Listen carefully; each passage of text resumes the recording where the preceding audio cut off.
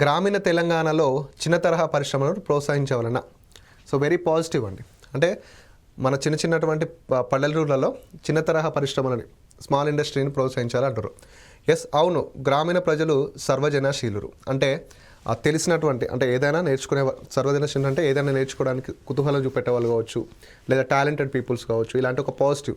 Yes, గ్రామీణ ప్రజలు సర్వజనశీలురు. Right, ఫస్ట్ది కరెక్ట్.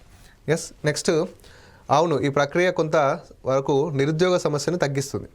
అంటే రెండుసార్లు అవును, ఈ ప్రక్రియ కొంతవరకు నిరుద్యోగ సమస్యని తగ్గిస్తుంది. అవును అనుకో, ఇది కూడా కరెక్ట్. ఎందుకంటే సో ఇలా గ్రామాలలో చిన్న పరిశ్రమలు పెట్టడం వల్ల అదేమవుతుంది అంటే, సో అక్కడ ఉండేటటువంటి కొంతమంది యువకులు అక్కడే వర్క్ చేయడం స్టార్ట్ చేస్తారు. సో దీని ద్వారా ఏమవుతుందంటే కొంచెం నిరుద్యోగ సమస్య అనేది తగ్గుతుంది. ఇక్కడ చూడండి, మళ్ళీ ఏమన్నాడంటే కొంతవరకే అన్నాడు. సో ఏదైనా సమ్ ఇచ్చినప్పుడు నో ఇష్యూస్.